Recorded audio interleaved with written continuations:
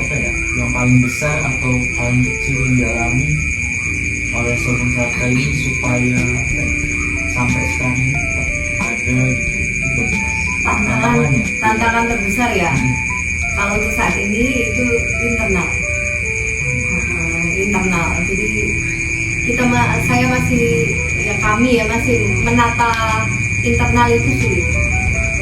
Nah kalau sudah permasalahan internal, maksudnya masalah internal itu kami udah punya tugas masing-masing.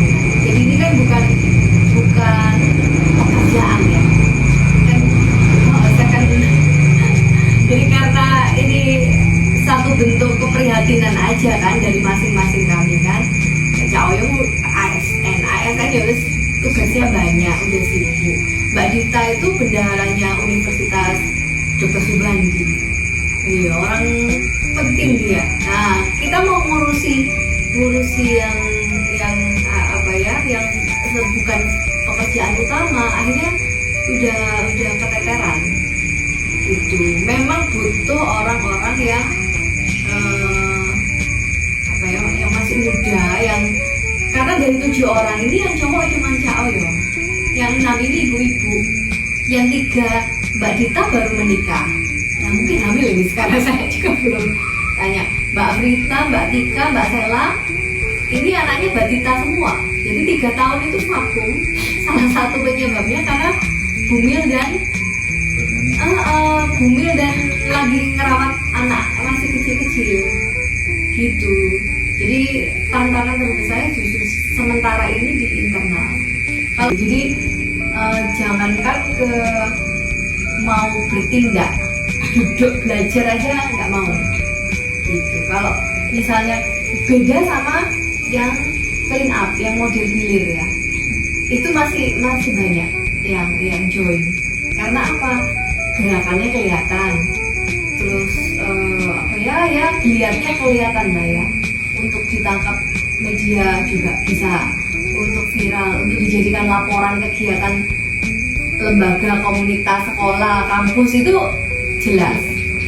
Tapi ya saat itu saja. Setelah itu sampahnya datang lagi. Tadi kan ada masalah-masalah terkait dari guru ke hilirnya. Jadi menurut Ibu dan mewakili Sobung Sarta ini, harapan untuk masyarakat dan juga kami sebagai mahasiswa dan anak muda ini seperti apa itu? Harapan saya ya, yang datang wawancara seperti adik-adik ini banyak ke rumah saya. Bahkan yang magang, jadi ikut kegiatan bank sampah di bank sampah Jalan Kalimantan itu ada yang ikut. Nah, ya, tapi saya nggak memungkiri ya, karena kan ini tugas ya. Nah, tapi akhirnya setelah tugas selesai ya sudah gitu. Padahal saya berharap kalian belajar, tahu, akhirnya coba diterapkan dan kebawa di gaya hidup. Nah gitu. Jadi kalau untuk mahasiswa, untuk adik-adik, saya berharap kayak wawancara seperti ini nggak berhenti sampai tugas selesai, gitu ya. Apalagi PBK ya. PBK ini erat kaitannya sama sampah, sama lingkungan. Dan kalau nggak salah, Cak Oyong itu pernah dosen tamu di PBK. Coba aja Nurul Hidayah. Nah itu mungkin karena waktu itu beliaunya di DLH. Nah jadi kayaknya dosen tamu dari DLH untuk PWK. Nah jadi saya berharap nggak cuma sampai selesai tugas, nah tapi lanjut. Maksudnya lanjut gini, mengelola sampah itu, lingkungan itu kan ada, kalian kenal kan 3R ya. Nah 3R yang pertama apa? Reduce. Nah itu masuk nggak ke anak-anak PWK? Saya nggak yakin.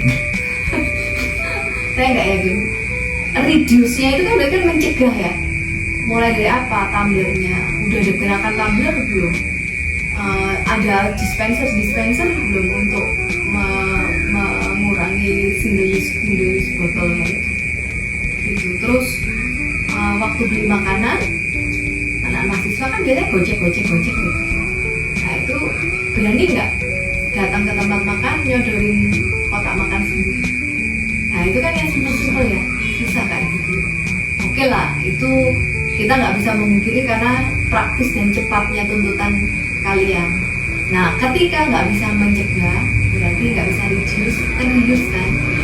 Nah atau kalaupun kita pakai single use botol, berarti kan kita harus merecycle kan.